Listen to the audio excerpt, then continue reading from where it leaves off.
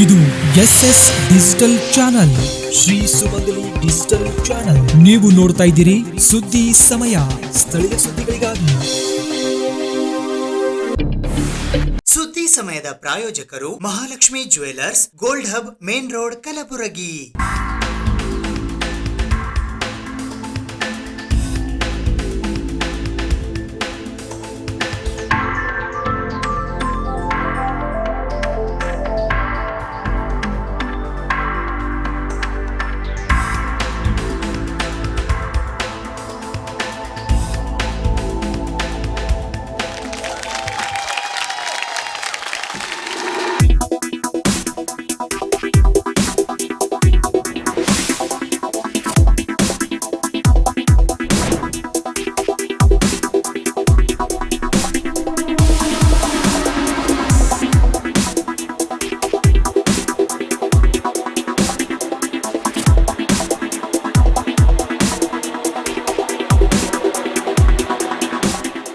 Mahalakshmi jewellers, gold hub, main road, Gulbarga.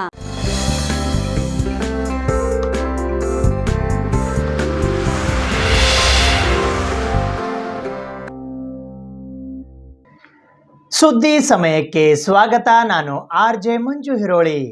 Hyderabad Karnataka ಶಿಕ್ಷಣ ಸಂಸ್ಥೆಯ ವತಿಯಿಂದ ಇಂದು ಕಲಬುರಗಿ ನಗರದ ಶ್ರೀಮತಿ ವೀರಮ್ಮ ಗಂಗಸಿರಿ ಮಹಿಳಾ ಮಹಾವಿದ್ಯಾಲಯದಲ್ಲಿ ಆಯೋಜಿಸಲಾಗಿದ್ದ ಮಹಿಳೆಯರ ಬೃಹತ್ ಉದ್ಯೋಗ ಮೇಳವನ್ನು ಭಾರತೀಯ ಜನತಾ ಪಕ್ಷದ ರಾಜ್ಯಾಧ್ಯಕ್ಷರಾದ BY ವಿಜೇಂದ್ರ ಅವರು ಜ್ಯೋತಿ ಬೆಳಗಿಸುವ ಮೂಲಕ ಉದ್ಘಾಟಿಸಿದರು. ಹೈದರಾಬಾದ್ ಕರ್ನಾಟಕ ಶಿಕ್ಷಣ ಸಂಸ್ಥೆಯ ವತಿಯಿಂದ ಮಹಿಳೆಯರಿಗಾಗಿ ಬೃಹತ್ ಉದ್ಯೋಗ ಮೇಳದ ಉದ್ಘಾಟನಾ ಸಮಾರಂಭವು ದಿನಾಂಕ 28 ಮೇ 2024ರಂದು ಕಲಬುರಗಿ ನಗರದ ಶ್ರೀಮತಿ ವೀರಮ್ಮ ಗಂಗಸಿರಿ ಮಹಿಳಾ ಮಹಾವಿದ್ಯಾಲಯದಲ್ಲಿ ಜರುಗಿತು. ಇದರ ಉದ್ಘಾಟಕರಾಗಿ ಭಾರತೀಯ ಜನತಾ ಪಕ್ಷದ ರಾಜ್ಯಾಧ್ಯಕ್ಷರಾದ BY ವಿಜಯೇಂದ್ರ ಆಗಮಿಸಿದ್ದರು. ಅಧ್ಯಕ್ಷತೆಯನ್ನು ಹೈದರಾಬಾದ್ ಕರ್ನಾಟಕ ಶಿಕ್ಷಣ ಸಂಸ್ಥೆಯ ಅಧ್ಯಕ್ಷರು ಹಾಗೂ ವಿಧಾನ ಪರಿಷತ್ತಿನ ಸದಸ್ಯರಾದ ಶಶಿಲ್ ಜಿ ನಮೋಶಿ ವಹಿಸಿದ್ದರು. ಇಂದು ಬೆಳಿಗ್ಗೆ 10:15 ಜರುಗಿದ HKES ಉದ್ಯೋಗದ ಉದ್ಘಾಟನಾ ಸಮಾರಂಭವು ಸಂಗೀತ ವಿಭಾಗದವರಿಂದ ನಾಡಗೀತೆಯೊಂದಿಗೆ ಪ್ರಾರಂಭಗೊಂಡಿತು. HKE ಸೊಸೈಟಿಯ ಅಧ್ಯಕ್ಷರಾದ MLC ಶಶಿಲ್ ಜಿ ನಮೋಶಿ ಅವರು ಸ್ವಾಗತಿಸಿ ಪ್ರಾಸ್ತಾವಿಕ ನುಡಿಗಳನ್ನಾಡಿದರು. BY ವಿಜೇಂದ್ರ ಅವರಿಗೆ ಶಶಿಲ್ ಜಿ ನಮೋಶಿ ಅವರು ಸನ್ಮಾನಿಸಿ ಗೌರವಿಸಿದರು. HKE ಅಧ್ಯಕ್ಷರಾದ ಶಶಿಲ್ ಜಿ ನಮೋಶಿ ಅವರಿಗೆ VG ವಿಮೆನ್ಸ್ ಕಾಲೇಜಿನ ಪ್ರಾಚಾರ್ಯರಾದ ಡಾಕ್ಟರ್ RB ಕೊಂಡ ಸನ್ಮಾನಿಸಿದರು. ಕ್ಯಾಡ್ಮ್ಯಾಕ್ಸ್ ಸೊಲ್ಯೂಷನ್ಸ್ ಪ್ರೈವೇಟ್ ಲಿಮಿಟೆಡ್ ಬೆಂಗಳೂರಿನ ಚೇರ್ಮನ್ ಮತ್ತು managing director Patil Arun Kumar C ಇವರಿಗೆ HKE ಉಪಾಧ್ಯಕ್ಷರಾದ ರಾಜು ಬಿ ಭೀಮಳ್ಳಿ ಸನ್ಮಾನಿಸಿದರು. HKE ಉಪಾಧ್ಯಕ್ಷರಾದ ರಾಜಾ ಬಿ ಭೀಮಳ್ಳಿ ಇವರಿಗೆ HKE's ಉದ್ಯೋಗ ಕೋಆರ್ಡಿನೇಟರ್ ಅವಿನಾಶ ಸಾಂಬ್ರಾಣಿ ಸನ್ಮಾನಿಸಿದರು. HKE ಸಂಸ್ಥೆಯ ಕಾರ್ಯದರ್ಶಿಗಳಾದ ಉದಯ್ ಕುಮಾರ್ S ಚಿಂಚೋಳಿ ಇವರಿಗೆ ಉಪ ಪ್ರಾಚಾರ್ಯರಾದ ಡಾಕ್ಟರ್ ವೀಣಾ ಹೊನಗುಂಟಿಕರ್ ಹಾಗೂ HKE ಜಂಟಿ ಕಾರ್ಯದರ್ಶಿಗಳಾದ ಡಾಕ್ಟರ್ ಕೈಲಾಶ್ ಬಿ ಪಾಟೀಲ್ ಇವರಿಗೆ ಉಪ ಪ್ರಾಚಾರ್ಯರಾದ ಡಾಕ್ಟರ್ ಉಮಾ ರೇವೂರ್ ಸನ್ಮಾನಿಸಿದರು. ಅರುಣ್ ಕುಮಾರ್ ಎಂ ಪಾಟೀಲ್ ಇವರಿಗೆ HKE's ಉದ್ಯೋಗದ ಸದಸ್ಯರಾದ ಡಾಕ್ಟರ್ ನಾಗೇಶ್ ಸಾಲಿಮಠ್ ಸನ್ಮಾನಿಸಿದರು. ಡಾಕ್ಟರ್ ನಾಗೇಂದ್ರ S ಮಂಠಾಳೆ ಇವರಿಗೆ HKE's ಉದ್ಯೋಗದ deputy coordinator doctor SB Patil ಸನ್ಮಾನಿಸಿದರು. ಈ ಸಂದರ್ಭದಲ್ಲಿ ವಿಧಾನ ಪರಿಷತ್ತಿನ ಸದಸ್ಯರಾದ ಡಾಕ್ಟರ್ BG ಪಾಟೀಲ್, ಬಿಜೆಪಿ ನಗರ ಜಿಲ್ಲಾಧ್ಯಕ್ಷರಾದ ಚಂದು ಪಾಟೀಲ್, ಕಲಬುರಗಿ ಗ್ರಾಮೀಣ ಮತಕ್ಷೇತ್ರದ ಶಾಸಕರಾದ ಬಸವರಾಜ್ ಮತ್ತಿಮೂಡ್, ಬಿಜೆಪಿ ಗ್ರಾಮಾಂತರ ಜಿಲ್ಲಾಧ್ಯಕ್ಷರಾದ ಶಿವರಾಜ್ ಪಾಟೀಲ್ ರದ್ದೇವಾಡ್ಗಿ, ಮಾಜಿ ಸಚಿವರಾದ ಮುರುಗೇಶ್ ನಿರಾಣಿ, ಅಮರ್ನಾಥ್ ಪಾಟೀಲ್, ಚಿಂಚೋಳಿ ಮತಕ್ಷೇತ್ರದ ಶಾಸಕರಾದ ಡಾಕ್ಟರ್ ಅವಿನಾಶ್ ಜಾಧವ್, ಸುನಿಲ್ ವಲ್ಯಾಪುರೆ ಸೇರಿದಂತೆ HKE ಆಡಳಿತ ಮಂಡಳಿಯ ಸದಸ್ಯರಾದ doctor Rajanish S Wali, doctor Mahadevappa V Rampure, doctor Sharanabasappa R Haraval, Sainath N Patil, doctor Anil Kumar B Pattan, Anil Kumar N Maragol, doctor Kiran A Deshmukh, Naganna S Ghanti, Nishant G Eli, doctor Shivanand S Melkundi ಉಪಸ್ಥಿತರಿದ್ದರು. ದೀಪ ಬೆಳಗಿಸುವುದರ ಮೂಲಕ HKE's ಉದ್ಯೋಗ ಮೇಳವನ್ನು BY ವಿಜೇಂದ್ರ ಅವರು ಉದ್ಘಾಟಿಸಿದರು. ನಂತರ ಉದ್ಯೋಗ ನೋಂದಣಿಯ ಲಿಂಕ್ ಅನ್ನು ಅನಾವರಣಗೊಳಿಸಲಾಯಿತು. ಇದಾದ ನಂತರ MOU ವಿನಿಮಯಗೊಳಿಸಲಾಯಿತು. ಉದ್ಘಾಟಕರ ನುಡಿಗಳ ನಂತರ HKE ಕಾರ್ಯದರ್ಶಿ ಉದಯ್ ಕುಮಾರ್ S ಚಿಂಚೋಳಿ ವಂದನಾರ್ಪಣೆ ಮಾಡಿದರು.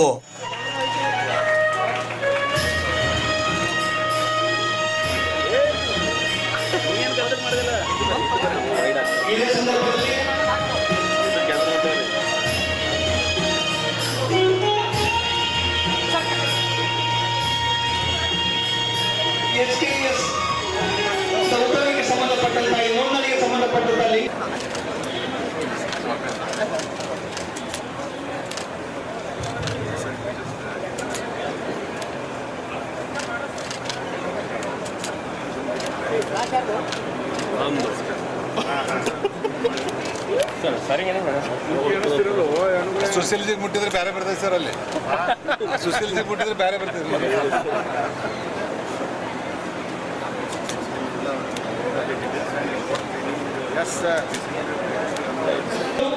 ಹಾಗೂ ನಮ್ಮ ಸಂಸ್ಥೆಯ ಖಂಡಿತವಾಗಿ ಸಿದ್ಧತೆ ಎನ್ನುವಂತ ಭರವಸೆ ಮತ್ತು ನಂಬಿಕೆ ಇರುತ್ತೆ. ಹಲವಾರು ದಶಕಗಳಿಂದ ಈ ಒಂದು ಕಲ್ಯಾಣ ಕರ್ನಾಟಕದ ಭಾಗದಲ್ಲಿ ಅತ್ಯುನ್ನತ ಶಿಕ್ಷಣವನ್ನ ನೀಡುವುದರ ಮುಖೇನ ಈ ಭಾಗದ ವಿದ್ಯಾರ್ಥಿನಿಯರಿಗೆ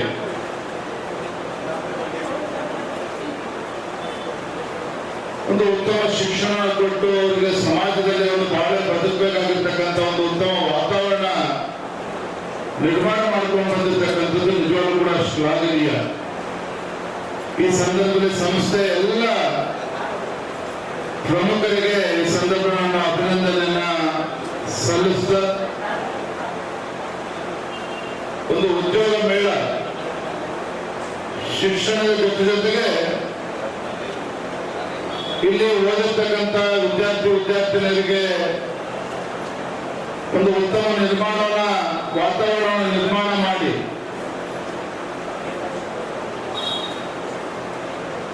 ಮುಂದೆ ಸಮಾಜದಲ್ಲಿ ಅವರು ತಮ್ಮದೇ ಆದಂತ ಒಂದು ಜೀವನ ರೂಪಿಸ್ತಕ್ಕಂಥ ನಿಟ್ಟಿನಲ್ಲಿ ಬೇಕಾಗಿರ್ತಕ್ಕಂಥ ಒಂದು ಸ್ಕಿಲ್, ಅದರದ್ದು ಕೂಡ ಒಂದು ಅಭಿವೃದ್ಧಿನ ಪಡಿಸಿ ಸ್ಕಿಲ್ ಡೆವಲಪ್ಮೆಂಟ್ ಕೂಡ ಒತ್ತನ್ನು ಕೊಟ್ಟು ಅವರದೇ ಆದಂತ ಸೇವೆನ ಶಿಕ್ಷಣ ಕ್ಷೇತ್ರದಲ್ಲಿ ಮಾಡ್ತಾ ಇರ್ತಕ್ಕಂಥದ್ದು ನಿಜವಾಗ್ಲೂ ಕೂಡ ಅಭಿನಂದನೀಯ. ಆತ್ಮೀಯ ವಿದ್ಯಾರ್ಥಿನಿಯರೇ, ಸಂದರ್ಭ ನಾನು ಹೇಳ್ತಕ್ಕಂಥ ವಿಚಾರ ಅಂತ ಹೇಳಿದ್ರೆ, ಹಿರಿಯರು ಮಾತನ್ನ ಹೇಳ್ತಾರೆ, ಸಾಧನೆ ಇಲ್ಲದೆ ಸತ್ತರೆ ಸಾವಿಗೆ ಅವಮಾನ,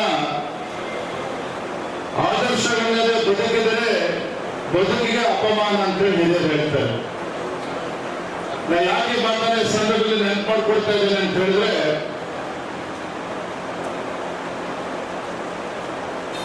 ತಾವು ಉತ್ತಮ ಶಿಕ್ಷಣ ಸಂಸ್ಥೆಯಲ್ಲಿ ಶಿಕ್ಷಣವನ್ನು ಪಡೆದುಕೊಂಡು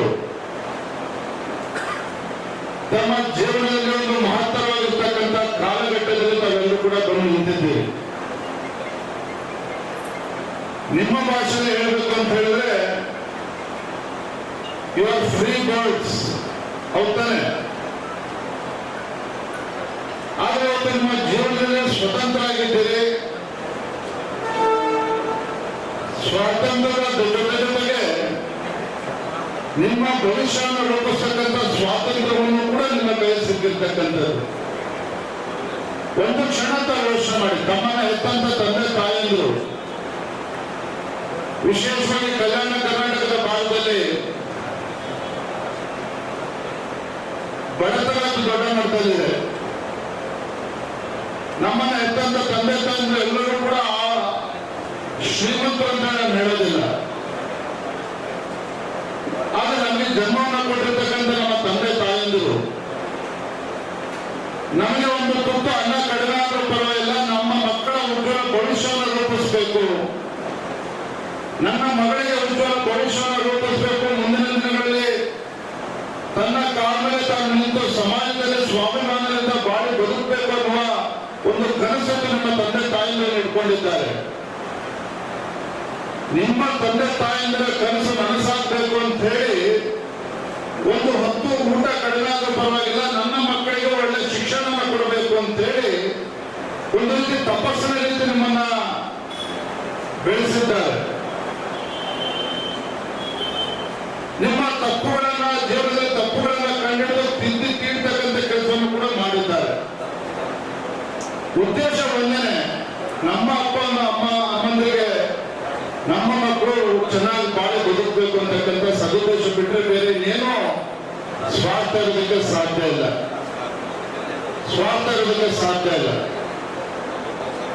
ಹಾಗಾಗಿ ತಂದೆ ತಾಯಂದ್ರು ನೋಡಿ, ಶಿಕ್ಷಣ ಎಷ್ಟು ಮಹತ್ವ, ಎಷ್ಟು ಪ್ರಮುಖವಾಗಿರ್ತಕ್ಕಂಥ ಪಾತ್ರವನ್ನು ವಹಿಸ್ತದೆ ಅಂತ ಹೇಳಿದ್ರೆ, ನೀವು ನಾಳೆ ಉದ್ಯೋಗನ ಪಡೆದುಕೊಂಡು 16,000 ರೂಪಾಯಿ ಸಂಬಳ ತೆಗೆದುಕೊಂಡು ಮುಂದೆ ಎತ್ತರಕ್ಕೆ ಬೆಳೆದು ಆಸ್ತಿ ಅಂತಸ್ತನ್ನು ನೀವು ಖರೀದಿ ಮಾಡಬಹುದು. ಆದ್ರೆ ಒಂದು ನಿಮ್ಮ ಯಾವತ್ತೂ ಕೂಡ ನೆನ್ಪಿಟ್ಕೋಬೇಕು, ನಾವು ಎಷ್ಟೇ ದೊಡ್ಡ ಏನೇ ಆಸ್ತಿ ಸಂಪಾದನೆ ಮಾಡಿದ್ರು ಸಹ ನಾವು ಸಂಪಾದನೆ ಮಾಡಿರ್ತಕ್ಕಂಥ ಆಸ್ತಿ ಅಂತಸ್ತು ನಾಳೆ ಮತ್ತೊಬ್ಬರ ಪಾಲಾಗುತ್ತೆ. ಅದು ಶಾಶ್ವತವಾಗಿ ನಮ್ಮ ಹತ್ರ ಇರೋದಕ್ಕೆ ಸಾಧ್ಯ ಇಲ್ಲ. ಆದ್ರೆ ಶಿಕ್ಷಣ ಇವತ್ತು ನಾವು ಉದ್ಯೋಗ ಪಡೆದಿದ್ದೇವೆ, ಜ್ಞಾನ ಇದು ಯಾವತ್ತೂ ಕೂಡ ನಮ್ಮ ಸ್ವತ್ತೇ, ಮತ್ತೊಬ್ಬರ ಸ್ವತ್ತು ಆಗೋದಕ್ಕೆ ಸಾಧ್ಯನೇ ಇಲ್ಲ. ನೀವು ಇಷ್ಟೊಂದು ವಿಶ್ವಾಸದಿಂದ ನೀವು ಮುಂದೋಗ್ತಾ ಇದ್ದೀರಿ ಜೀವನದಲ್ಲಿ ಅಂತ ಹೇಳಿದ್ರೆ ಶಿಕ್ಷಣದ ಪಾತ್ರ ಬಹಳ ಪ್ರಮುಖವಾಗಿರ್ತಕ್ಕಂಥದ್ದು. ಇದೇ ಹೇಳ್ತಾರೆ ಅವರು, ಮರದ ಮೇಲೆ ಕೂತಿರ್ತಕ್ಕಂಥ ಹಕ್ಕಿ, ಮರದ ಮೇಲೆ ಕೂತಿರ್ತಕ್ಕಂಥ ಹಕ್ಕಿ ನಂಬಿರ್ತಕ್ಕಂಥದ್ದು ತನ್ನ ರೆಕ್ಕೆಗಳನ್ನೇ ಹೊರತು ಮುರಿದ ಕೊಂಬೆಗಳನ್ನಲ್ಲ ಅಂತ ಹೇಳಿ. ನೀವತ್ತು ಸ್ವತಂತ್ರವಾಗಿ ನಾನು ಜೀವನದಲ್ಲಿ ಎಷ್ಟು ಎತ್ತರಕ್ಕೂ ಕೂಡ ನಾನು ಏನನ್ನು ಬೇಕಾದ್ರೂ ಸಾಧಿಸಬಲ್ಲೆ ಅಂತಕ್ಕಂಥ ಆತ್ಮವಿಶ್ವಾಸದಿಂದ ಉದ್ಯೋಗ ಅಂತ ಹೇಳಿದ್ರೆ ಕಾರಣ ನಿಮಗೆ ಸಿಕ್ಕಿರ್ತಕ್ಕಂಥ ಶಿಕ್ಷಣ. ಇಷ್ಟು ಒಳ್ಳೆ ಶಿಕ್ಷಣ ಸಂಸ್ಥೆ ಮೂಲಕ ಉತ್ತಮ ಶಿಕ್ಷಣ ಸಿಕ್ಕಿದೆ. ಶಿಕ್ಷಣದ ಜೊತೆಗೆ ಒಳ್ಳೆ ಸಂಸ್ಕಾರಗಳು ಕೂಡ ಸಿಕ್ಕಿದೆ ಅಂತ ಹೇಳಿದ್ರೆ ನಿಜವಾಗ್ಲೂ ಕೂಡ ನೀವು ಭಾಗ್ಯಶಾಲಿಗಳು ಅಂತ ತಾವೆಲ್ಲರೂ ಕೂಡ ಭಾವಿಸ್ಬೇಕು. ಈ ದೇಶವನ್ನು ಕಟ್ಟತಕ್ಕಂಥ ನಿಟ್ಟಿನಲ್ಲಿ ನಿಮ್ಮೆಲ್ಲರ ಕರ್ತವ್ಯ, ಜವಾಬ್ದಾರಿ ಬಹಳಷ್ಟು ಇರ್ತಕ್ಕಂಥದ್ದು. ದೇಶದ ಹೆಮ್ಮೆಯ ಪ್ರಧಾನಮಂತ್ರಿ ನರೇಂದ್ರ ಮೋದಿಜಿಯವರು 50% ಹೆಚ್ಚು ಜನಸಂಖ್ಯೆ ಇರ್ತಕ್ಕಂಥ ಮಹಿಳೆಯರಿಗೆ ಒಂದು ಒಳ್ಳೆ ಸ್ಥಾನವನ್ನು ನೀಡಿದ್ದಾರೆ. ತನಗೆ ತಿಳಿದ ಹಾಗೆ ಈ ದೇಶದ ಮೊದಲ ಪ್ರಜೆ ಯಾರು? ದ್ರೌಪದಿ ಮುರ್ಮು.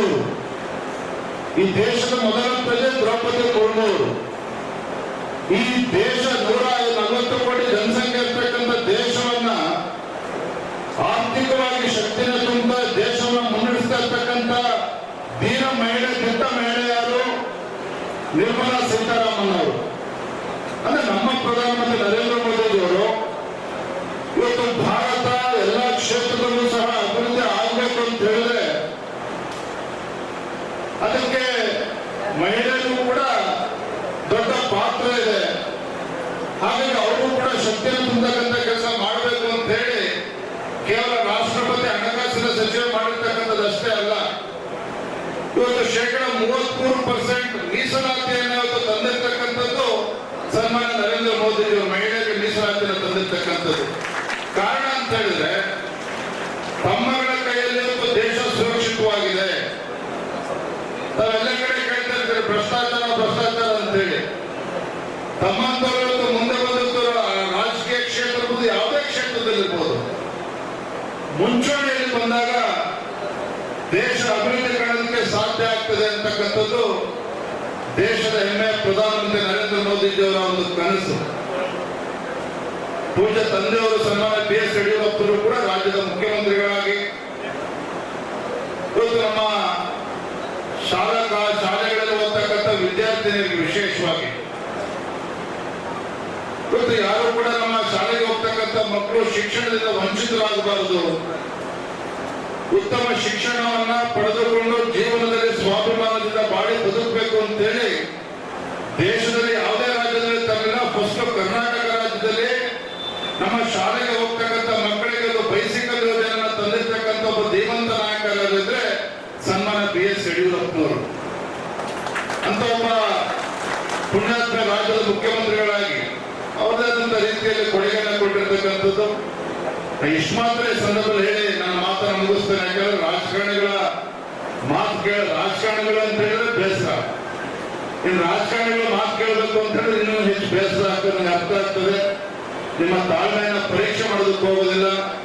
ಆ ಭಗವಂತ ನಿಮಗೆಲ್ಲ ಶಕ್ತಿಯನ್ನು ಕೊಟ್ಟು ಸರಿಯಾದ ಮಾರ್ಗದಲ್ಲಿ ಹೋಗ್ತಕ್ಕಂಥ ಒಂದು ವಿವೇಚನೆ ಆ ಭಗವಂತ ನಿಮಗೆಲ್ಲರೂ ಕೂಡ ದಯಪಾಲಿಸಲಿ. ತಮ್ಮ ಭವಿಷ್ಯ ಉಜ್ವಲವಾಗಿರಲಿ ಅಂತ ಹೇಳ್ತಾ ಕೊನೆಯ ಒಂದು ಮಾತನ್ನು ಒಂದು ಮನವಿಯನ್ನು ಮಾಡ್ತೇನೆ. ಮಾತಲ್ಲ ನನ್ನ ಮನವಿ ಇಷ್ಟೇನೆ, ಮನುಷ್ಯರಾಗಿ ಹುಟ್ಟಿರ್ತಕ್ಕಂಥ ಸಂದರ್ಭದಲ್ಲಿ ಸವಾಲುಗಳು ಬರ್ತಕ್ಕಂಥದ್ದು ಸಹಜ. ನಾವೆಷ್ಟೇ ಓದಿದ್ರು ಕೂಡ, ಏನೇ ಶಿಕ್ಷಣ ಪಡೆದು ಡಾಕ್ಟರ್ ಆಗ್ತೇವೆ, ಇಂಜಿನಿಯರ್ ಆಗ್ತೇವೆ, ಎಷ್ಟೇ ಉನ್ನತ ಸ್ಥಾನದಲ್ಲಿದ್ರು ಕೂಡ ಸಮಸ್ಯೆ ಅಂತಕ್ಕಂಥದ್ದು ಪ್ರತಿಯೊಬ್ಬ ಮನುಷ್ಯನಿಗೂ ಕೂಡ ಜೀವನದಲ್ಲಿ ವಿವಿಧ ಹಂತದಲ್ಲಿ ಬಂದೇ ಬರ್ತದೆ. ಅದನ್ನ ಯಾರು ಕೂಡ ತಪ್ಪಿಸ್ಕೊಂಡು ಹೋಗೋದಕ್ಕೆ ಸಾಧ್ಯ ಇಲ್ಲ. ಯಾರು ಕೂಡ ಸಮಸ್ಯೆಗಳಿಂದ ತಪ್ಪಿಸ್ಕೊಂಡು ಹೋಗೋದಕ್ಕೆ ಸಾಧ್ಯ ಇಲ್ಲ. ಸಮಸ್ಯೆ ಪ್ರತಿಯೊಬ್ಬ ಮನುಷ್ಯನೂ ಕೂಡ ಬರ್ತದೆ, ಪ್ರತಿಯೊಬ್ಬ ಮನುಷ್ಯನೂ ಕೂಡ ಬರ್ತದೆ. ಆದ್ರೆ ನಮ್ಮ ಜೀವನದಲ್ಲಿ ಬಂದಂತ ಸಮಸ್ಯೆಯಿಂದ ಹೆದರಿಕೊಂಡು ದೂರ ಓಡುವ ಬದಲಾಗಿ ಸಮಸ್ಯೆಗೆ, ನಮ್ಮ ಜೀವನದಲ್ಲಿ ಬಂದಂತ ಸಮಸ್ಯೆಗಳನ್ನ ಪರಿಹಾರ ಕಂಡುಕೊಳ್ತಕ್ಕಂಥ ಪ್ರಯತ್ನ ನಾವು ಮಾಡಬೇಕಾಗ್ತದೆ. ಅದೇನಾಗ್ತದೆ, ಪತ್ರಿಕೆ ಮಾಧ್ಯಮಗಳಲ್ಲಿ ನೋಡಿದ್ರೆ ಮಾತಿದ್ರೆ PUC ಪರ್ಸೆಂಟೇಜ್ ಕಡಿಮೆ ಬಂತು ಅಂತೇಳಿ ಆತ್ಮಹತ್ಯೆ ಮಾಡಿಕೊಂಡ್ರು. ಡಾಕ್ಟರ್, ಇಂಜಿನಿಯರ್ ಏನೋ ಸಮಸ್ಯೆ ಬಂದು ಅವರು ಕೂಡ ಆತ್ಮಹತ್ಯೆ ಮಾಡ್ಕೊಳ್ತಕ್ಕಂಥದ್ದು. ಅಂದ್ರೆ ಉತ್ತಮ ಸಂಸ್ಕಾರ, ಶಿಕ್ಷಣದ ಜೊತೆಗೆ ಉತ್ತಮ ಸಂಸ್ಕಾರ ಬರ್ತಾ ಇದ್ದಾಗ ಇವೆಲ್ಲ ಸಮಸ್ಯೆಗಳು ಕೂಡ ಉದ್ಭವ ಆಗ್ತದೆ. ಆದ್ರೆ ಒಂದು ದಯವಿಟ್ಟು ತಮ್ಮೆಲ್ಲರೂ ಕೂಡ ಕೈ ಜೋಡಿಸಿ ತಮ್ಮೆಲ್ಲರೂ ಕೂಡ ವಿನಂತಿನ ಮಾಡ್ತಕ್ಕಂಥದ್ದು, ನಮ್ಮ ಜೀವನದಲ್ಲಿ ಏನೇ ಸಮಸ್ಯೆ ಬಂದರೂ ಕೂಡ ನಮ್ಮನ್ನ ಹೆತ್ತಂತ ತಂದೆ ತಾಯಿಯಿಂದ ಒಂದು ಕ್ಷಣ ನೆನಪು ಮಾಡ್ಕೊಳ್ಳಿ. ನಮ್ಮನ್ನ ಹೆತ್ತಂತ ತಂದೆ ತಾಯಿಯಿಂದ ಒಂದು ಕ್ಷಣ ನೆನಪು ಮಾಡ್ಕೊಳ್ಳಿ.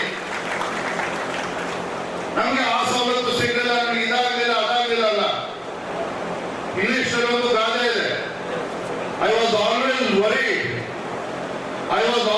Worried for not having a pair of shoes until I met a man who had no legs ಅಂತ ಹೇಳ್ತಾರೆ. ನಾವು ಯಾವಾಗಲೂ ಕೂಡ ನಮ್ಮ ಜೀವನದಲ್ಲಿ ಮತ್ತೊಬ್ಬರನ್ನು ನೋಡಿ ಸಂತೃಪ್ತಿಯಿಂದ ಜೀವನ ಸಾಗಿಸ್ತಕ್ಕಂಥ ಅಭ್ಯಾಸವನ್ನು, ಪರಿಪಾಠವನ್ನು ಬೆಳೆಸ್ಕೋಬೇಕು. ಆಗ ಮಾತ್ರ ಜೀವನದಲ್ಲಿ ನಾವು ಯಶಸ್ಸನ್ನು ಕಾಣೋದಕ್ಕೆ ಸಾಧ್ಯ ಅಂತಕ್ಕಂಥ ಮಾತನ್ನು ಹೇಳ್ತಾ, ಈಶಾನ್ಯ ಪದವೀಧರ ಮತಕ್ಷೇತ್ರದ ಭಾರತೀಯ ಜನತಾ ಪಕ್ಷದ ಅಭ್ಯರ್ಥಿಯಾದ ಅಮರನಾಥ್ ಪಾಟೀಲ್ ಅವರ ಪರ ಇಂದು ಬಿಜೆಪಿ ರಾಜ್ಯಾಧ್ಯಕ್ಷರಾದ BY ವಿಜೇಂದ್ರ ಅವರು ಕಲಬುರಗಿ ನಗರದ PDA ಎಂಜಿನಿಯರಿಂಗ್ ಕಾಲೇಜಿನ ಸ್ಯಾಕ್ ಸಭಾಂಗಣದಲ್ಲಿ ಪ್ರಚಾರ ಸಭೆಯನ್ನು ನಡೆಸುವ ಮೂಲಕ ಮತಯಾಚನೆ ಮಾಡಿದರು. ಜೂನ್ 3ರಂದು ನಡೆಯಲಿರುವ ಈಶಾನ್ಯ ಕರ್ನಾಟಕ ಪದವೀಧರ ಕ್ಷೇತ್ರದ ಚುನಾವಣೆಯ ಹಿನ್ನೆಲೆಯಲ್ಲಿ ಇಂದು ಕಲಬುರಗಿ ನಗರದ ಹೈದರಾಬಾದ್ ಕರ್ನಾಟಕ ಶಿಕ್ಷಣ ಸಂಸ್ಥೆಯ ಪೂಜ್ಯ ದೊಡ್ಡಪಾಪ ತಾಂತ್ರಿಕ ಮಹಾವಿದ್ಯಾಲಯದ ವಿದ್ಯಾರ್ಥಿ ಚಟುವಟಿಕಾ ಕೇಂದ್ರ ಸ್ಯಾಕ್ ಸಭಾಂಗಣದಲ್ಲಿ ಭಾರತೀಯ ಜನತಾ ಪಕ್ಷದ ಅಭ್ಯರ್ಥಿಯಾದ ಅಮರನಾಥ್ ಪಾಟೀಲ್ ಅವರ ಪರ ಬಿಜೆಪಿ ರಾಜ್ಯಾಧ್ಯಕ್ಷರಾದ BY ವಿಜೇಂದ್ರ ಅವರು ಚುನಾವಣಾ ಪ್ರಚಾರ ಸಭೆ ನಡೆಸುವ ಮೂಲಕ ಮತಯಾಚನೆ ಮಾಡಿದರು.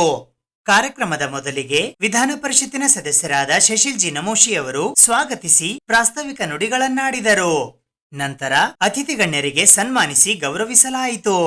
ಇದಾದ ನಂತರ ಜ್ಯೋತಿ ಬೆಳಗಿಸುವುದರ ಮೂಲಕ ಕಾರ್ಯಕ್ರಮಕ್ಕೆ ವಿದ್ಯುಕ್ತವಾಗಿ ಚಾಲನೆ ನೀಡಲಾಯಿತು.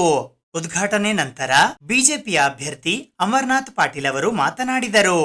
ನಂತರ BY ವಿಜೇಂದ್ರ ಅವರು ಅಮರನಾಥ್ ಪಾಟೀಲ್ ಅವರ ಪರ ತಮ್ಮ ಭಾಷಣದ ಮೂಲಕ ಮತಯಾಚನೆ ಮಾಡಿದರು. ಈ ಕಾರ್ಯಕ್ರಮದಲ್ಲಿ ಮಾಜಿ ಸಚಿವರಾದ ಮುರುಗೇಶ್ ನಿರಾಣಿ, ಬಿಜೆಪಿ ನಗರ ಜಿಲ್ಲಾಧ್ಯಕ್ಷರಾದ ಚಂದು ಪಾಟೀಲ್, ಬಿಜೆಪಿ ಗ್ರಾಮಾಂತರ ಜಿಲ್ಲಾಧ್ಯಕ್ಷರಾದ ಶಿವರಾಜ್ ಪಾಟೀಲ್ ರದ್ದೇವಾಡ್ಗಿ, ಸುರೇಶ್ ಸಜ್ಜನ್, ವಿಧಾನ ಪರಿಷತ್ತಿನ ಸದಸ್ಯರಾದ doctor BG Patil, N Ravikumar, Kalaburagi ಗ್ರಾಮೀಣ ಮತಕ್ಷೇತ್ರದ ಶಾಸಕರಾದ ಬಸವರಾಜ್ ಮತ್ತಿಮೂಡ್, ಚಿಂಚೋಳಿ ಮತಕ್ಷೇತ್ರದ ಶಾಸಕರಾದ ಡಾಕ್ಟರ್ ಅವಿನಾಶ್ ಜಾಧವ್, ಮಾಜಿ ಶಾಸಕರಾದ ದತ್ತಾತ್ರೇಯ ಸಿ ಪಾಟೀಲ್ ರೇವೂರ್, ದೊಡ್ಡಪ್ಪಗೌಡ ಪಾಟೀಲ್ ನರಿಬೋಳ್ ಸೇರಿದಂತೆ ಇತರೆ ಅನೇಕ ಜನ ಬಿಜೆಪಿಯ ಮುಖಂಡರುಗಳು ಹಾಗೂ ಕಾರ್ಯಕರ್ತರು ಉಪಸ್ಥಿತರಿದ್ದರು. ಇವತ್ತು 371J ನಮ್ಮ ಭಾಗದ ಉದ್ಯೋಗಾವಕಾಶ ನಮ್ಮ ಜನರಿಗೆ ಸಿಗಬೇಕು, ನಮ್ಮ ಭಾಗದ ವಿದ್ಯಾರ್ಥಿಗಳಿಗೆ ಸೀಟ್ಗಳನ್ನ ಹೆಚ್ಚಿನ ಪ್ರಮಾಣದಲ್ಲಿ ನಮ್ಮ ಭಾಗದವರಿಗೆ ಸಿಗಬೇಕಂತ ಹೇಳಿ 371J ಪ್ರಸ್ತಾವನೆ ಸಲ್ಲಿಸೋದಷ್ಟೇ ಅಲ್ಲ, ವಿಧಾನಸಭೆ ಮತ್ತು ವಿಧಾನ ಪರಿಷತ್ನಲ್ಲಿ ಆ ಬಿಲ್ ಅನ್ನ ಪಾಸ್ ಮಾಡಿ ಕೇಂದ್ರ ಕಳಿಸ್ಕೊಟ್ಟಂತ ಒಂದು ಗೌರವದಿಂದ ಮಾಡಿದಂತ ಕೆಲಸ ಮತ್ತಾರು ಅಲ್ಲ, ಅದು ಮಾನ್ಯ ಯಡಿಯೂರಪ್ಪ ಮಾಡಿದಂತ ಒಂದು ಘಂಟಾಘೋಷವಾಗಿ ನಾನು ಹೇಳಲಿಕ್ಕೆ ಇಷ್ಟಪಡ್ತೇನೆ. ತದನಂತರ ಅನೇಕ ವಿಚಾರದಲ್ಲಿ ಇವತ್ತು ನಾವು ಹೇಳಬೇಕಾಗುತ್ತೆ, ಸನ್ಮಾನ್ಯ HK ಪಾಟೀಲ್ ಅವರು ಆ ಒಂದು ಮೊದಲನೇ ಒಂದು ಸಮಿತಿಯ ಅಧ್ಯಕ್ಷರಾಗಿದ್ದರು. ಆದರೆ ನಮ್ಮ ಭಾಗದ ಜನರಿಗೆ ಕಡೆಗಣಿಸುವ ಒಂದು ಅನೇಕ ನಿಯಮಗಳನ್ನು ರೂಪಿಸುವಂತ ಕೆಲಸ ಅವರು ಮಾಡಿದ್ದಾರೆ ಅಂತ ನಾನು ಹೇಳಬೇಕಾಗುತ್ತೆ. ಅದನ್ನ ಆಗಾಗ ನಾವು ತಿದ್ದುಪಡಿ ಮಾಡಬೇಕು, ಸರಿ ಮಾಡ್ಬೇಕಂತ ಆ ಕೆಲಸವನ್ನ ನಾವು ಮಾಡ್ಕೊತಾನೆ ಬಂದಿದ್ದೇವೆ. ಮೊನ್ನೆ ವಿಧಾನಸಭೆ ನಮ್ಮ ಸರ್ಕಾರ ಇದ್ದಾಗ ಆ 80% ನಮಗೆ ಮೀಸಲಿಟ್ಟು 20% ಜನರಲ್ ಕೋಟ 20% ಜನರಲ್ ಕೋಟ ಅಂತಂದ್ರೆ ಎಲ್ಲರಿಗೂ ಸಿಗ್ಬೇಕಾದ್ರು, ನಮ್ಮ ಭಾಗದ ಜನರಿಗೂ ಕೂಡ. ಇವತ್ತು SC ST ರಿಸರ್ವೇಶನ್ ಹೇಗಿರುತ್ತೆ, ಆ SC ST ಯಾರೇ ಇರಲಿ ಅವರು ಜನರಲ್ 82%ಗೂ ಕೂಡ ಅರ್ಹರು. ಆದರೆ ST ಪಾಟೀಲ್ ಏನ್ ಮಾಡಿದ್ರು, ಆ 20% ಅಥವಾ 25% ಕೋಟಾವನ್ನ ನಮ್ಮ ಭಾಗದ ಜನರಿಗೆ ಇಲ್ಲ ಅಂತ ಅನ್ನೋ ರೀತಿಯಲ್ಲಿ ಮಾಡಿದಂತ ಒಂದು ಕೆಲಸವನ್ನ ನಾವು ಅದನ್ನ ಸರಿಪಡಿಸಿ ಆ 20-25% ನಮಗೂ ಕೂಡ ಸಲ್ಲುತ್ತೆ ಅಂತ ನಾನು ಹೇಳಿ ಆ ತಿದ್ದುಪಡಿಯನ್ನ ಮಾಡುವಂತ ಶ್ರೇಯಸ್ಸು ನಮ್ಮ ಸರ್ಕಾರ ಮಾಡಿದೆ. ನಾನು ಕೂಡ ದೊಡ್ಡ ಪ್ರಮಾಣದಲ್ಲಿ ಮಾನ್ಯ ಬೊಮ್ಮಾಯಿ ಅವರಿಗೆ, ಶ್ರೀರಾಮುಲು ಅವರಿಗೆ ಈ ಸಂದರ್ಭದಲ್ಲಿ ಧನ್ಯವಾದಗಳನ್ನು ಹೇಳ್ತೀನಿ. ತದನಂತರ ಆ ತಿದ್ದುಪಡಿಯಂತ ಪ್ರಮೋಷನ್ ಕೂಡ ಅವರಿಗೆ ಅವಕಾಶ ಸಿಕ್ಕಿದೆ. ನಾನು ಘಂಟಾಘೋಷವಾಗಿ ಹೇಳಿ ಇಚ್ಛೆ ಪಡ್ತೇನೆ. ಇವತ್ತು ಪ್ರಾರಂಭದಲ್ಲಿ ಸುಮಾರು 15,000 ಶಿಕ್ಷಕರಿಗೆ ಅಪಾಯಿಂಟ್ಮೆಂಟ್ ಕೊಡಬೇಕಂತ ಪ್ರಸ್ತಾವನೆಯನ್ನ ಮಾಡಿದಂತ ಶ್ರೇಯಸ್ಸು ಸನ್ಮಾನ್ಯ ಯಡಿಯೂರಪ್ಪನವ್ರಿಗೆ ಹೋಗುತ್ತೆ ಅಂತ ಒಂದು ಘಂಟಾಘೋಷವಾಗಿ ಹೇಳಿ ಇಚ್ಛೆ ಪಡ್ತೇನೆ. ಅದ್ರ ಜೊತೆಗೆ ಮಾನ್ಯ ಬೊಮ್ಮಾಯಿ ಅವರು ತದನಂತರ ನಮ್ಮ ಭಾಗದ ಜನರಿಗೆ 5,000 ಶಿಕ್ಷಕರ ಅಪಾಯಿಂಟ್ಮೆಂಟ್ ಕೂಡ ಆಗಿದೆ. ಬಹಳ ದೊಡ್ಡ ಪ್ರಮಾಣದ ಪ್ರಮೋಷನ್ ಇತ್ಯಾದಿ ಕೂಡ ನಾವು ಮಾಡಿದ್ದೇವೆ. ನಾನು ಯಾಕೆ ಈ ಮಾತನ್ನ ಹೇಳ್ತಾ ಇದ್ದೇನೆ ಅಂತಂದ್ರೆ, ಈ ಭಾಗದ ಸಮಸ್ಯೆಯನ್ನ ಎತ್ತಿ ಹಿಡಿಯುವಂತದ್ದೇ ನಾವೆಲ್ಲ ವಿಧಾನ ಪರಿಷತ್ತಿನ ತಂಡದ ನಮ್ಮ ಕರ್ತವ್ಯ. ಅದು NEP ಆಗಿದೆ. ಆ ಬಿಲ್ ಅನ್ನ ಕೂಡ ವಿರೋಧ ಮಾಡಿದ್ದೇವೆ. ಯಾಕೆ ಪರಿಷತ್ನಲ್ಲಿ ನಮ್ಮ ದೊಡ್ಡ ತಂಡ ಬೇಕು ಅಂತಂದ್ರೆ ಆಗಾಗ ಸರ್ಕಾರಕ್ಕೆ ಎಚ್ಚೆತ್ತುಕೊಳ್ಬೇಕಾಗುತ್ತೆ. ಇವತ್ತು NEP ಕೇಂದ್ರದ ಒಳ್ಳೆ ಶಿಕ್ಷಣ ನೀತಿ ಅಂತ ಕೊಟ್ಟಿದ್ದಾರೆ. ಆ ಶಿಕ್ಷಣ ನೀತಿ ಜಾರಿ ತರುವಂತ ಒಂದು ಶ್ರೇಯಸ್ಸು ನಮ್ಮ ಸರ್ಕಾರ, ಅಶ್ವಥ್ ನಾರಾಯಣ ಅವರು, ಯಡಿಯೂರಪ್ಪನವರು, ಬೊಮ್ಮಾಯಿಯವರು ಮಾಡಿದಂತ ಘಂಟಾಘೋಷವಾಗಿ ನಾನು ಹೇಳ್ತಾ ಇದ್ದೇನೆ. ಅದರ ದುರ್ದೈವದ ಸಂಗತಿ ಏನಂತಂದ್ರೆ ಆ NEP-ಯನ್ನ ರದ್ದು ಮಾಡುವಂತ ಒಂದು ಕೆಲಸ ಇವತ್ತಿನ ಸಿದ್ದರಾಮಯ್ಯ ಸರ್ಕಾರ ಮಾಡಿದೆ. ಬರೀ ಅವರು ತಮ್ಮ ಏನು ಗ್ಯಾರಂಟಿಗಳನ್ನ ಘೋಷಣೆ ಮಾಡೋದಷ್ಟೇ ಅಲ್ಲ, ಗ್ಯಾರಂಟಿಗಳನ್ನ ಜಾರಿ ತರೋದ್ರಲ್ಲಿ ಕೂಡ ವಿಫಲವಾಗಿದ್ದಾರೆ. ಒಂದು ಹಣ ಕೂಡ ಇವತ್ತು ಬಿಡುಗಡೆ ಮಾಡಿಲ್ಲ. ಆದ್ರೆ ಈ ಸಂದರ್ಭದಲ್ಲಿ ಇಂಥ ಒಂದು ಸಂದರ್ಭದಲ್ಲಿ ಘಂಟಾಘೋಷ ಹೇಳಿ ಇಚ್ಛೆ ಪಡ್ತೇನೆ. 4ನೇ ತಾರೀಕಿಗೆ ಮಾನ್ಯ ನರೇಂದ್ರ ಮೋದಿ ಅವರು ಇನ್ನೊಮ್ಮೆ ಪ್ರಧಾನಮಂತ್ರಿ ಆಗ್ತಾರೆ ಅಂತ ನಾನು ಹೇಳಬಯಸ್ತೇನೆ. ಈ ಮಧ್ಯದಲ್ಲಿ ವಿಧಾನ ಪರಿಷತ್ನಲ್ಲಿ ಕೂಡ ಖಂಡಿತ 3ನೇ ತಾರೀಕಿಗೆ ಚುನಾವಣೆ ಇದೆ. ನಾವು ಅಭ್ಯರ್ಥಿಗಳಾದಂತ ಅಮರನಾಥ್ ಪಾಟೀಲ್ ಅವರಿಗೆ ತಮ್ಮ ಮೊದಲನೇ ಪ್ರಾಶಸ್ತ್ಯ ಮತವನ್ನ ಕೊಡಬೇಕು. ಸರ್, ದಯವಿಟ್ಟು ಒಂದನ್ನ ಅಂಕೆಯನ್ನ ಬರೀಬೇಕು. ನಾನು ONE 1 ಬರ್ತಿದ್ದೀನಿ, ನಾನು ರೈಟ್ ಹಾಕಿದ್ದೀನಿ, ಕ್ರಾಸ್ ಮಾರ್ಕ್ ಹಾಕಿದ್ದೀನಿ, ಇವೆಲ್ಲ ಇನ್ವ್ಯಾಲಿಡ್ ಆಗ್ತವೆ. ಪದವೀಧರ ಮತ್ತು ಶಿಕ್ಷಣ ಕ್ಷೇತ್ರದಲ್ಲಿ ಯಾರು ಅನ್ಯತಾ ಭಾವಿಸಬಾರ್ದು. 6% of the votes are normally invalid because the lack of awareness. ನಾವು ಅದನ್ನ ತಿಳ್ಕೊಳ್ಳೋದಿಲ್ಲ ಅಥವಾ ಇವತ್ತು ಹೊಸದಾಗಿಂತ ಗ್ರಾಜುಯೇಟ್ ಇದ್ದವರಿಗೆ ನಾವು ಹೇಳ್ಕೊಡೋದಿಲ್ಲ. ಅದಕ್ಕೆ ದಯವಿಟ್ಟು ಆ ತಪ್ಪನ್ನ ತಾವು ಮಾಡಬಾರ್ದು. 100% ಫಸ್ಟ್ ಪೇಪರ್ ಟೋಟಲ್ನ ಅಮರನಾಥ್ ಪಾಟೀಲ್ ಅವರಿಗೆ ಕೊಟ್ಟು ನಮ್ಮ ವಿಧಾನ ಪರಿಷತ್ತಿನ ನಮ್ಮ ತಂಡಕ್ಕೆ ಬಲವನ್ನು ತಂದುಕೊಡ್ಬೇಕು. ಬರುವಂತ ದಿನಗಳಲ್ಲಿ ಶಿಕ್ಷಣ, ನಿರುದ್ಯೋಗ ಮತ್ತು ಶೈಕ್ಷಣಿಕ ಹಿತಕ್ಕಾಗಿ, ಶಿಕ್ಷಕರಿಗಾಗಿ ಒಳ್ಳೆ ಕೆಲಸವನ್ನ ಮಾಡಲಿಕ್ಕೆ ನಮ್ಗೆ ಅವಕಾಶ ಮಾಡಿಕೊಡ್ತೀನಿ ಅಂತ ಹೇಳಿ ನಿಮ್ಮೆಲ್ಲರ ಆಶೀರ್ವಾದದಿಂದ ಮಾನ್ಯ ಚುನಾವಣೆಯಲ್ಲಿ ನಿಶ್ಚಿತವಾಗಿಯೂ ಸಹಿತ ಅವರು 3ನೇ ಬಾರಿಗೆ ಪ್ರಧಾನಮಂತ್ರಿಯಾಗಿ ಬರುವಂತ 2 ವರ್ಷದ ಅವಧಿಯೊಳಗಾಗಿ ಜಗತ್ತಿನ ಮುಂದುವರೆದಿರುವಂತಹ ದೇಶದಲ್ಲಿ ಟಾಪ್ 3 ಸ್ಥಾನಗಳಲ್ಲಿ ನಮ್ಮ ಭಾರತ ದೇಶ ಹೊಂದಿರಬೇಕಾದ್ರೆ ಅದಕ್ಕೆ ಕಾರಣ ನಮ್ಮ ನೆಚ್ಚಿನ ಪ್ರಧಾನಮಂತ್ರಿ ಆಗಿರುವಂತಹ ನರೇಂದ್ರ ಮೋದಿ ಅವರು ಅನ್ನೋದನ್ನ ಈ ಸಂದರ್ಭದಲ್ಲಿ ನಾವು ಹೇಳ್ತಾ ಇದ್ದೀವಿ.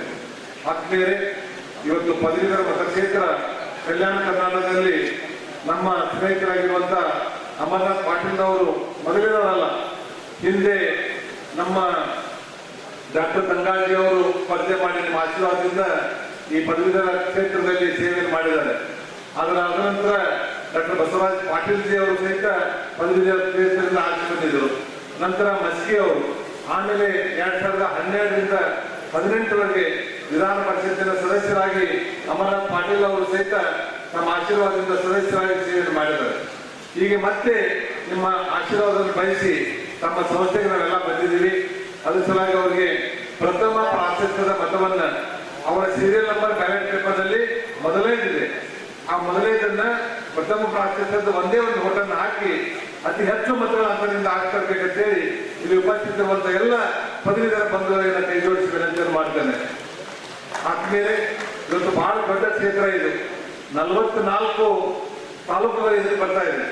ಅಂದ್ರೆ ಹೆಚ್ಚು ಕಡಿಮೆ ಎಲ್ಲ ಈ ಭಾಗದಲ್ಲಿ ಕವರ್ ಆಗ್ತಾ ಇರೋದ್ರಿಂದ ವೈಯಕ್ತಿಕವಾಗಿ ಭೇಟಿಯಾಗುವಂಥದ್ದು ಬಹಳ ಕಷ್ಟ ಅನ್ನುವಂಥದ್ದು ಈ ಸಂದರ್ಭದಲ್ಲಿ ಹೇಳ್ತಾ, ಇವತ್ತು ತಾವೇ ಕಟ್ಟಿರುವಂತಹ ಭಾವನೆಯಿಂದ ತಾವೆಲ್ಲರೂ ತಮಗೆ, ತಮ್ಮ ಸ್ನೇಹಿತರಿಗೆ, ತಮ್ಮ ಬಂಧು ಬಳಗ ಯಾರ್ಯಾರು ಇದ್ದಾರೆ ಪದವೀಧರರು ಅವರೆಲ್ಲರ ಮನವೊಲಿಸಿ ಭಾರತೀಯ ಜನತಾ ಪಾರ್ಟಿಯ ಅಮರನಾಥ್ ಪಾಟೀಲ್ ಭಾವಚಿತ್ರ ಇರ್ತದೆ, ಅದು ಕೇವಲ ಒಂದು ಗೀಟ್ ಹೇಳುವಂಥದ್ದು ಮಾತ್ರ ತಾವು ಮಾಡಬೇಕಾದ್ರೆ ದೇವರು ಡಿಸೈನ್ ಮಾಡೋದಾಗ್ಲಿ ಮತ್ತೊಂದು ಮಾಡೋದಾಗ್ಲಿ ದಯವಿಟ್ಟು ಮಾಡಬಾರ್ದು ಅಂತ ವಿನಂತಿಯನ್ನು ಮಾಡ್ತಾ, ಇವತ್ತು MLA MP ಅವರಿಗೆ ನಮಗೆಲ್ಲ ಒಂದು ಟ್ರೈನಿಂಗ್ ಅನ್ನು ಕೊಟ್ಟು ಸಹಿತ ಇನ್ವೆಲ್ವೇಟ್ ಓಟ್ ಆಗ್ತಾ ಇದೆ.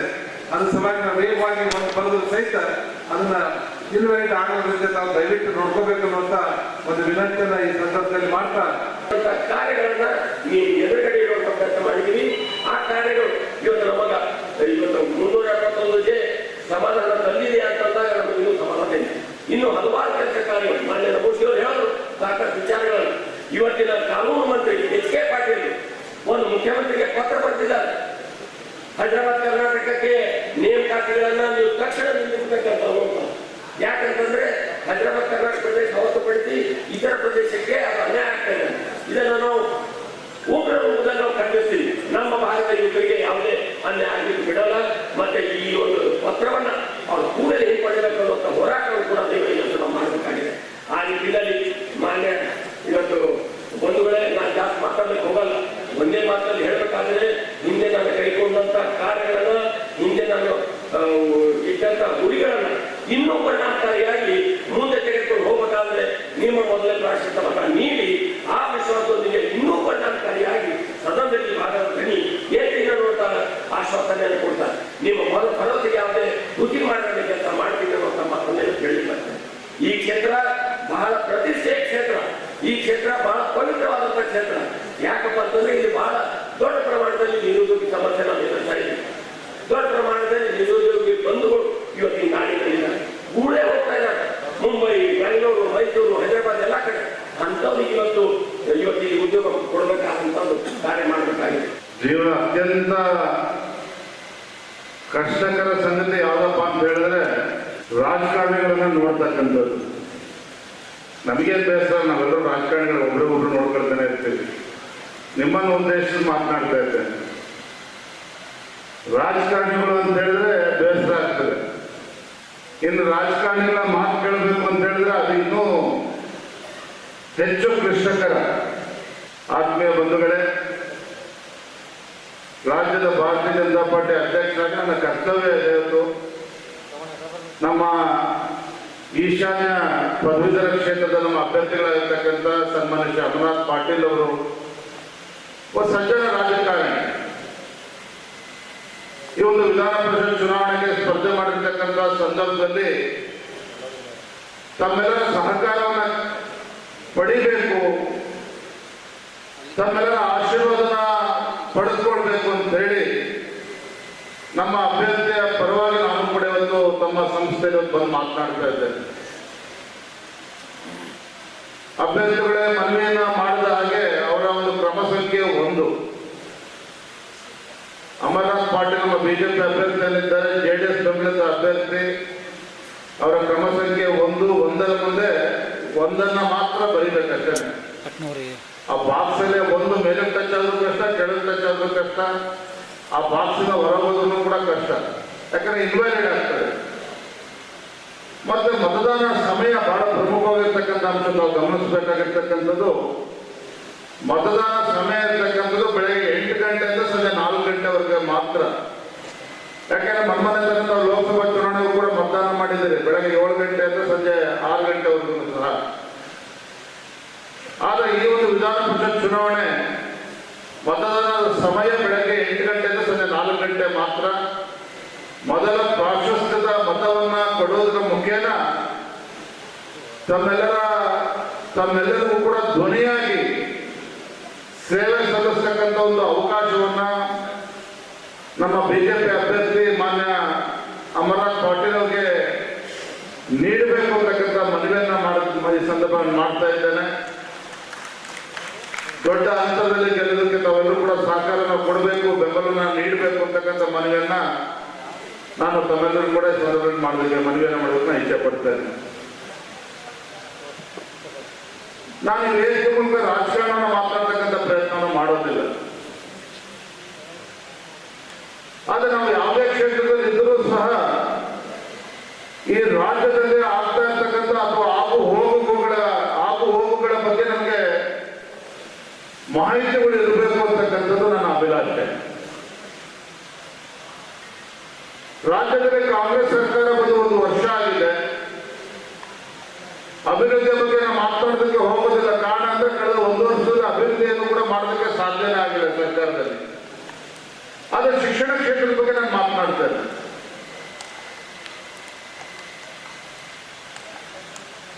ತಮಗೆ ಗೊತ್ತಿದೆ, ಹಿಂದೆ ಭಾರತೀಯ ಜನತಾ ಪಾರ್ಟಿ ಸರ್ಕಾರ ಸನ್ಮಾನ್ಯ BS ಯಡಿಯೂರಪ್ಪ ಅವರು ಮುಖ್ಯಮಂತ್ರಿ ಇದ್ದಾಗ, ಅಂದ್ರೆ ಅದಕ್ಕೂ ಪೂರ್ವದಲ್ಲಿ 2005-2006 ಇಸ್ವಿನಲ್ಲಿ ರಾಜ್ಯದ ಒಟ್ಟು ಬಜೆಟ್ ನಲ್ಲಿ ಶಿಕ್ಷಣ ಕ್ಷೇತ್ರಕ್ಕೆ ಇಟ್ಟಂತ ಹಣ ಎಷ್ಟು 2005-2006 ಅಂತ ಹೇಳಿದ್ರೆ 4,500 ಕೋಟಿಗಳು ಮಾತ್ರ.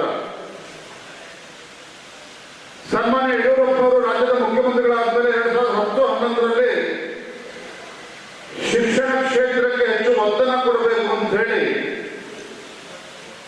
16,866 ಕೋಟಿಯಷ್ಟು ಅನುದಾನವನ್ನು ಶಿಕ್ಷಣ ಕ್ಷೇತ್ರಕ್ಕೆ ಬಿಡುಗಡೆ ಮಾಡಿರ್ತಕ್ಕಂಥದ್ದು. ನನಗೆ ಅಷ್ಟೇ, ಯಾಕಂದ್ರೆ ತಾವು ಗೊತ್ತಿಲ್ಲ, ಯಡಿಯೂರಪ್ಪ ಅಂದ್ರೆ ರೈತ ನಾಯಕರು ಅಂತ ಹೇಳಿ ರಾಜ್ಯದ ಜನ ಗುರುತಿಸ್ತಾರೆ. ಆದ್ರೆ ಶಿಕ್ಷಣ ಕ್ಷೇತ್ರಕ್ಕೆ ಎಷ್ಟು ಆದ್ಯತೆ ನೀಡಿದ್ದಾರೆ ಅಂತ ಹೇಳಿದ್ರೆ, ಬಿಜೆಪಿ ಸರ್ಕಾರ ಇದ್ದಾಗ, ಯಡಿಯೂರಪ್ಪ ಮುಖ್ಯಮಂತ್ರಿ ಇದ್ದಾಗ 1000ಕ್ಕೂ ಹೆಚ್ಚು ಪ್ರೌಢಶಾಲೆಗಳನ್ನ ತೆರೆದಿರ್ತಕ್ಕಂಥದ್ದು ನಮ್ಮ ಸರ್ಕಾರ ಇದ್ದಾಗ ರಾಜ್ಯದಲ್ಲಿ. 50ಕ್ಕೂ ಹೆಚ್ಚು ಪಾಲಿಟೆಕ್ನಿಕ್ ಕಾಲೇಜುಗಳನ್ನ ತೆರೆದಿರ್ತಕ್ಕಂಥದ್ದು. ಇವತ್ತು 5ನೇ ಫಿಫ್ತ್ ಪೇ ಕಮಿಷನ್ ಅನ್ನ ಯಥಾವತ್ತಾಗಿ ಇಂಪ್ಲಿಮೆಂಟೇಷನ್ ಆಗಿರ್ತಕ್ಕಂಥದ್ದು ನಮ್ಮ ಬಿಜೆಪಿ ಸರ್ಕಾರ ಇದ್ದಾಗ. ಏನು ಉಪನ್ಯಾಸ ಶಿಕ್ಷಕರು ಇದ್ರು, ಅವರಿಗೆ ಗೌರವಧನ ಸಿಗ್ತಾ ಇದ್ದಿದ್ದು ಕೇವಲ 14,000 ರೂಪಾಯಿ ಮಾತ್ರ. ನಮ್ಮ ಸರ್ಕಾರ ಬಂದರೆ 34,000 ರೂಪಾಯಿ ಕೊಡ್ತಕ್ಕಂಥ ಕೆಲಸ ಆಯಿತು. ನಾನು ನಮ್ಮ ವಿಧಾನ ಪರಿಷತ್ ನಮ್ಮ ರವಿಕುಮಾರ್ ಜೊತೆ ಮಾತನಾಡ್ತೇನೆ. ತಮಿಳುನಾಡಿನಲ್ಲಿ UPA ಸರ್ಕಾರ ಇದ್ದಾಗ ಇಡೀ ದೇಶದಿಂದ ಕೇವಲ 385 ಮೆಡಿಕಲ್ ಕಾಲೇಜು. ನಮ್ಮ ಕೇಂದ್ರ ಸರ್ಕಾರ ನರೇಂದ್ರ ಮೋದಿ ಸರ್ಕಾರ ಬಂದರೆ ಸುಮಾರು 704 ಮೆಡಿಕಲ್ ಕಾಲೇಜುಗಳು ಆಗಿರ್ತಕ್ಕಂಥದ್ದು. UPA ಸರ್ಕಾರ ಇದ್ದಾಗ ಶಿಕ್ಷಣ ಕ್ಷೇತ್ರಕ್ಕೆ ಕೊಟ್ಟಿರ್ತಕ್ಕಂಥ ಹಣ ಎಷ್ಟು ಕೇಂದ್ರ ಸರ್ಕಾರದಲ್ಲಿ ಹೇಳಿದ್ರೆ ಇಡೀ ದೇಶದಲ್ಲಿ 69,000 ಕೋಟಿ. ಆದ್ರೆ ಮೋದಿಯವರು ಬಂದರೆ ಸುಮಾರು 1,12,000 ಕೋಟಿಯನ್ನ ಅನುದಾನವನ್ನು ಶಿಕ್ಷಣ ಕ್ಷೇತ್ರಕ್ಕೆ ನೀಡಿರ್ತಕ್ಕಂಥದ್ದು. UPA ಸರ್ಕಾರ ಇದ್ದಾಗ ಮೆಡಿಕಲ್ ಸೀಟ್ ಇದ್ದಿದ್ದು ದೇಶದ 50,000 ಆದ್ರೆ ನಮ್ಮ ಕೇಂದ್ರ ಸರ್ಕಾರ ಬಂದ್ಮೇಲೆ 1,07,000 ಮೆಡಿಕಲ್ ಸೀಟ್ಗಳು ಇಡೀ ದೇಶದಲ್ಲಿ ಜಾಸ್ತಿ ಆಗಿರ್ತಕ್ಕಂಥದ್ದು. ಯಾಕೆ ಮಾತನಾಡ್ತದೆ ಅಂತ ಹೇಳಿದ್ರೆ, ಇವತ್ತು ಶಿಕ್ಷಣ ಕ್ಷೇತ್ರಕ್ಕೆ ಒತ್ತನ್ನು ಕೊಟ್ಟು ಅನುದಾನವನ್ನು ಕೊಟ್ಟು ಈ ದೇಶದ ಉಜ್ವಲ ಭವಿಷ್ಯನ ರೂಪಿಸ್ತಕ್ಕಂಥ ಯುವ ಪೀಳಿಗೆಗೆ ಒಂದು ಶಕ್ತಿ ತುಂಬತಕ್ಕಂಥ ಕೆಲಸ ಯಾವ್ದಾದ್ರು ಸರ್ಕಾರ ಇದ್ದಾಗ ಆಗಿದೆ ಅಂತ ಹೇಳಿದ್ರೆ ಕೇಂದ್ರದಲ್ಲಿ ಮತ್ತು ರಾಜ್ಯದಲ್ಲಿ ಬಿಜೆಪಿ ಸರ್ಕಾರ ಇದ್ದಾಗ ಆಗಿರ್ತಕ್ಕಂಥದ್ದು. ರಾಜ್ಯದಲ್ಲಿ ಹೊಸ ಸರ್ಕಾರ ಬಂದ ನಂತರ ಕಳೆದ 1 ವರ್ಷದಲ್ಲಿ ಮೋದಿಯವರ ಒಂದು ಕನಸಿತ್ತು, ಇಡೀ ರಾಷ್ಟ್ರದಲ್ಲಿ ಒಂದು ಹೊಸ ಶಿಕ್ಷಣ ನೀತಿಯನ್ನು ತರಬೇಕು ಅಂತ ಹೇಳಿ ನ್ಯೂ ಎಜುಕೇಶನ್ ಪಾಲಿಸಿಯನ್ನು ತಂದರು. ಅಂದ್ರೆ ಭಾರತನ ಜಗತ್ತಿನ ಅಗ್ರಗಣ್ಯ ರಾಷ್ಟ್ರಗಳ ಸಾಲಿನಲ್ಲಿ ನಿಲ್ಲಬೇಕು ಅಂತ ಹೇಳಿದ್ರೆ ಇವತ್ತು ಶಿಕ್ಷಣ ಕ್ಷೇತ್ರಕ್ಕೂ ಕೂಡ ಹೆಚ್ಚು ಒತ್ತನ್ನು ಕೊಡಬೇಕು. ಹೊಸ ಶಿಕ್ಷಣದ ನೀತಿಯ ಮುಖೇನ ಇವತ್ತು ಯುವ ಪೀಳಿಗೆಗೆ ಒಂದು ಕೆಲಸವನ್ನ ಕೊಡಬೇಕು, ಶಕ್ತಿಯನ್ನು ತುಂಬಬೇಕು ಅನ್ನೋ ಕನಸನ್ನು ಹಿಡ್ಕೊಂಡು ನರೇಂದ್ರ ಮೋದಿಜಿಯವರು. ಈ ಕಾಂಗ್ರೆಸ್ ಸರ್ಕಾರ ಬಂದ NEP-ನ ತೆಗೆದು SCP ಸ್ಟೇಟ್ ಎಜುಕೇಶನ್ ಪಾಲಿಸಿ ತರ್ತೀವಿ ಅಂತ ಹೇಳಿ ಎಷ್ಟು ಅಧ್ವಾನ ಆಗಿದೆ ಅಂತ ಹೇಳಿದ್ರೆ, ರಾಜ್ಯದಲ್ಲಿರ್ತಕ್ಕಂಥ ಶಿಕ್ಷಣ ಸಚಿವರ ಬಗ್ಗೆ ನಾವು ಮಾತನಾಡಕ್ಕೆ ಹೋಗೋದಿಲ್ಲ. ರಾಜ್ಯದಲ್ಲಿರ್ತಕ್ಕಂಥ ಶಿಕ್ಷಣ ಸಚಿವರಿಗೆ ಕನ್ನಡ ಬರುತ್ತೋ ಅದ್ರ ಬಗ್ಗೆ ನಾವು ಉಲ್ಲೇಖ ಮಾಡೋದಕ್ಕೆ ಹೋಗೋದಿಲ್ಲ. ಆದ್ರೆ ಒಂದಂತೂ ಸತ್ಯ, ಕಾಂಗ್ರೆಸ್ ಸರ್ಕಾರ ಬಂದ ನಂತರ ಕಳೆದ 1 ವರ್ಷದಲ್ಲಿ ಶಿಕ್ಷಣ ಕ್ಷೇತ್ರವನ್ನ ಸಂಪೂರ್ಣವಾಗಿ ನಿರ್ಲಕ್ಷ್ಯವನ್ನ ಮಾಡಿ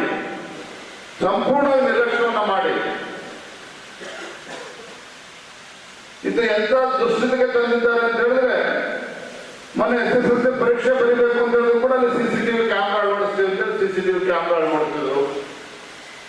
ಯಾರ ಕಾಪಿ ಹೊಡಿತಾ ಇರ್ಬೇಕಾದ್ರೆ ಮಕ್ಕಳು ಶಿಕ್ಷಕರಿಗೆ ಶಿಕ್ಷೆ ಕೊಡ್ತೀವಿ ಅಂತ ಹೇಳಿದ್ರು. ಶಿಕ್ಷಣ ನೀತಿ ಬಗ್ಗೆ ಕ್ಲಾರಿಟಿ ಇಲ್ಲ ಸರ್ಕಾರಕ್ಕೆ. ಈ ರೀತಿ ಯಾವುದೇ ಒಂದು ಸರಿಯಾದಂತ ತೀರ್ಮಾನವನ್ನ ಮಾಡದೇನೆ ಒಂದು ರಾಜ್ಯದಲ್ಲಿ ಒಂದು ಶಿಕ್ಷಣವನ್ನ ಕಲುಷಿತಗೊಳಿಸ್ತಕ್ಕಂಥ ಕೆಲಸ ರಾಜ್ಯ ಸರ್ಕಾರ ಮಾಡ್ತಾ ಇದೆ. ಅದನ್ನ ತಾವು ಅರ್ಥ ಮಾಡ್ಕೊಂಡಿದ್ರೆ ಯಾರು ಅರ್ಥ ಮಾಡ್ಕೋಬೇಕಾದ್ರೆ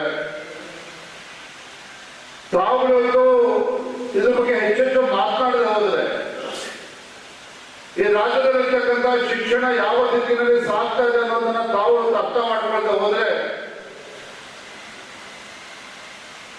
ಮುಂದಿನ ಭವಿಷ್ಯವನ್ನು ರೂಪಿಸ್ತಕ್ಕಂಥ ಮುಂದಿನ ಪೀಳಿಗೆಗೆ ನಾವು ಯಾವ ಉತ್ತರವನ್ನ ನೀಡ್ತೇವೆ ಹಾಗಾದ್ರೆ ಇದ್ರ ಬಗ್ಗೆ ಕೂಡ ನಾವು ಚಿಂತನೆ ಮಾಡ್ಬೇಕಲ್ವಾ ಹಾಗಾದ್ರೆ.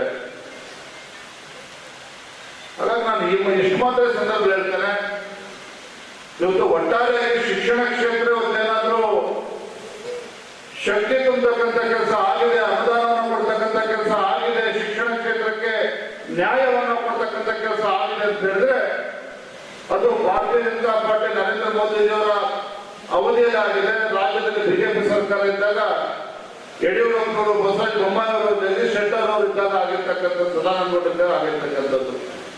ಹಾಗಾಗಿ ನಾವು ಇವತ್ತು ಮನವಿಯನ್ನು ಮಾಡಕ್ ಬಂದಿರ್ತಕ್ಕಂಥದ್ದು, ಇವತ್ತು ನಮ್ಮ ಶಿಕ್ಷಣ ಕ್ಷೇತ್ರ ಇವತ್ತು ಸರಿಯಾದ ದಾರಿಯಲ್ಲಿ ಸಾಗಬೇಕು ಅಂತ ಹೇಳಿದ್ರೆ ಈ ಒಂದು ಚುನಾವಣೆಗಳಲ್ಲಿ ಉತ್ತಮ ಅಭ್ಯರ್ಥಿಗಳನ್ನ ಆಯ್ಕೆ ಮಾಡ್ತಕ್ಕಂಥ ಜವಾಬ್ದಾರಿ ನಿಮ್ಮ ಮೇಲೆ ಇರ್ತಕ್ಕಂಥದ್ದು. ಅದನ್ನ ಇವತ್ತು ನೆನಪು ಮಾಡಿಕೊಡ್ಬೇಕು ಅನ್ನುವ ಸದುದ್ದೇಶ ಇಟ್ಕೊಂಡು ನಾನು ಬಂದಿದ್ದೇನೆ. ಅಮರನಾಥ್ ಪಾಟೀಲ್ ಅವರು ಒಬ್ಬ ಸಜ್ಜನ ರಾಜಕಾರಣಿಗಳಿದ್ದಾರೆ,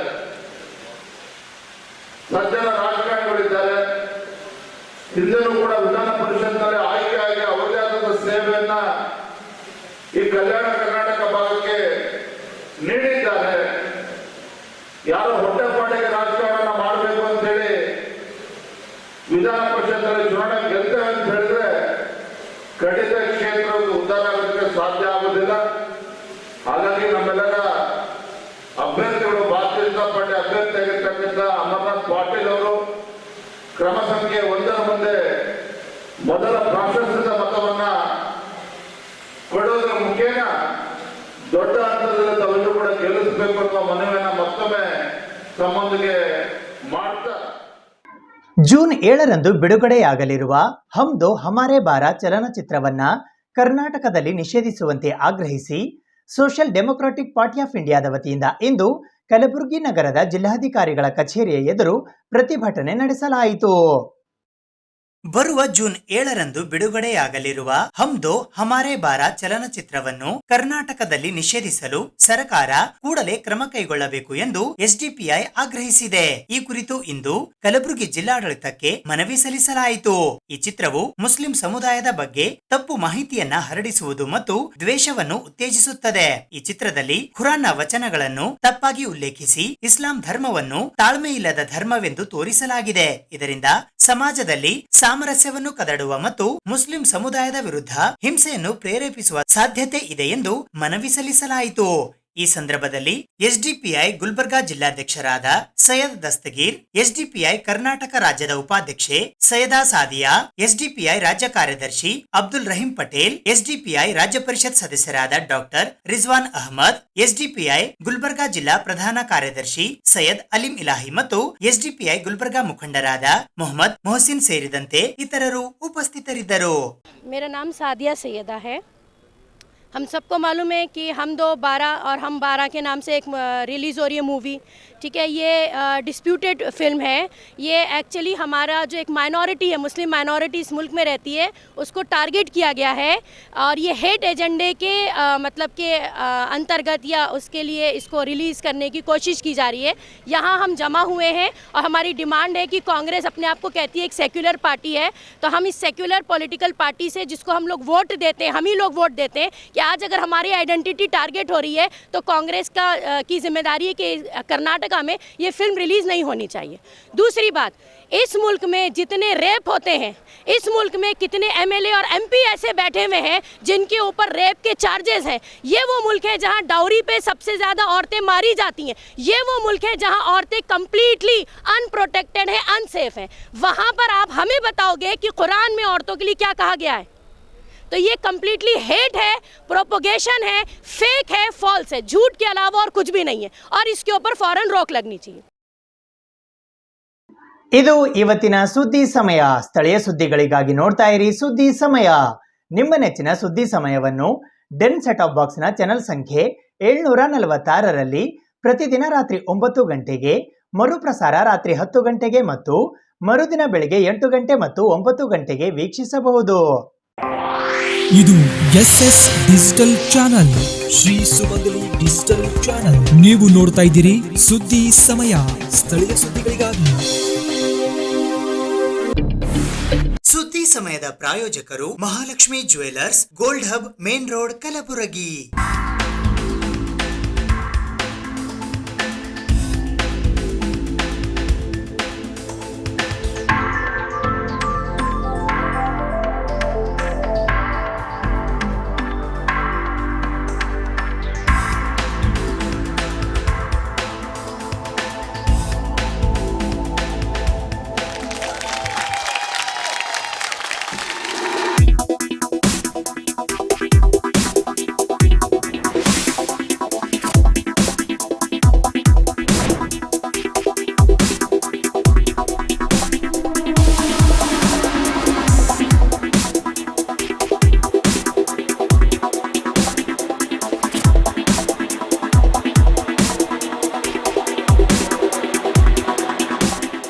Mahalakshmi jewellers, gold hub, main road, Gulbarga.